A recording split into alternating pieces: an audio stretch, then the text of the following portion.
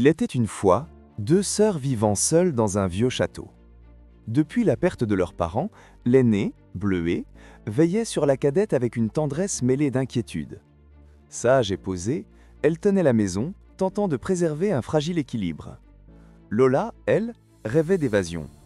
Du haut de la tour, elle regardait l'horizon chaque matin, persuadée qu'une vie plus vaste l'attendait au-delà des collines. Un soir d'été, alors que le vent faisait danser les rideaux, Lola rompit le silence. Un beau matin, Lola se pencha vers sa servante et amie. « Magdalena, tu es ma confidente dans ce château. Tu connais mon rêve de découvrir le monde. Alors, je t'en prie, garde le secret. Distrais ma sœur, la reine, le temps de mon absence. Je n'en ai pas pour longtemps. Je reviendrai avant le souper. » Ce que Lola ignorait, c'est que non loin du château, une sombre sorcière guettait dans l'ombre. Depuis des années, elle attendait l'instant où l'une des princesses franchirait enfin les portes interdites.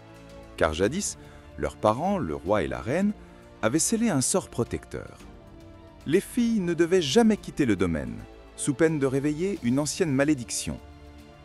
On avait raconté à Lola et Bleuet que leurs parents avaient péri dans un terrible naufrage.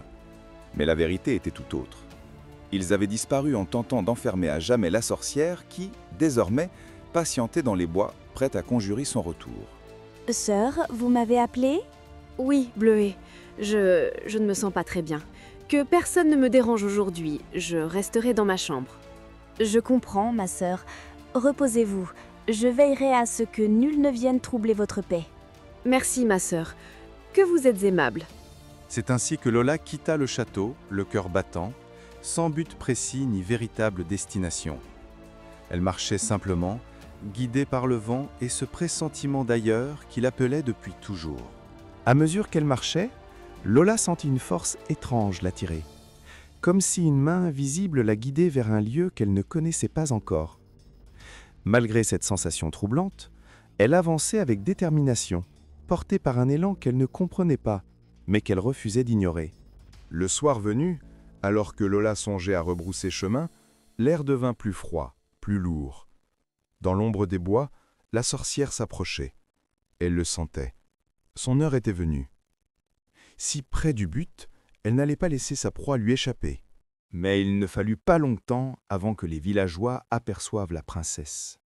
Les gardes, alertés par les rumeurs et les murmures du village, se mirent aussitôt en route pour prévenir Bleuet. Vilaine, oui, tu étais encore dans ton berceau lorsque je t'ai vue pour la première fois. Folle d'inquiétude, Bleuet interrogeait chaque villageois qu'elle croisait, le cœur serré et l'esprit en proie à la panique, espérant apercevoir le moindre signe de sa sœur. La sorcière, quant à elle, attendait la tombée de la nuit. Dès que l'obscurité envelopperait la mer, elle traverserait les vagues pour attendre la colline, là où elle accomplirait son sacrifice et conjurerait enfin son sinistre sort.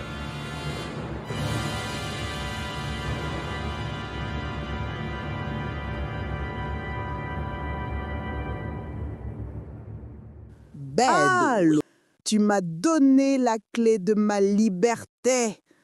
Pendant que vous viviez au chaud dans votre château, moi, j'étais enfermée. Ce soir, je veux récupérer ce qu'on m'a pris. Ton départ me rendra forte et ta sœur devra payer le prix. Ha ha ha ha!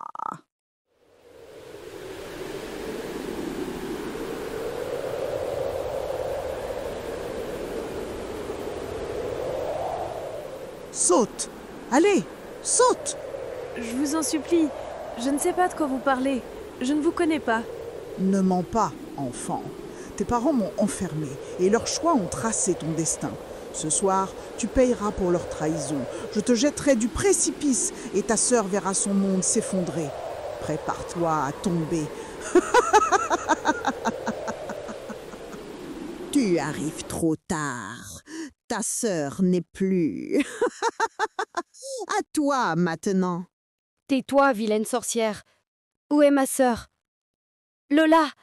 Lola! Répondez-moi, sœur. Lola, malgré tous ses efforts, finit par glisser et chuter du précipice. Son cri se perdit dans le vent avant de disparaître dans les flots en contrebas. Mais ce que la sorcière ignorait, c'est que la princesse n'était pas une proie si facile à noyer.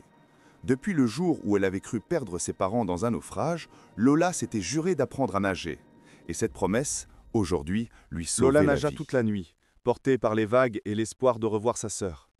À l'aube, épuisée mais vivante, elle atteignit enfin le rivage. Guidée par son instinct, elle remonta vers la colline où Bleuet, en larmes, l'attendait encore. Les deux sœurs se retrouvèrent dans une étreinte longue et silencieuse, tandis que la vilaine sorcière, trahie par sa propre magie, fut capturée. Le soir venu, le calme revenu sur le royaume, les sœurs s'attablèrent.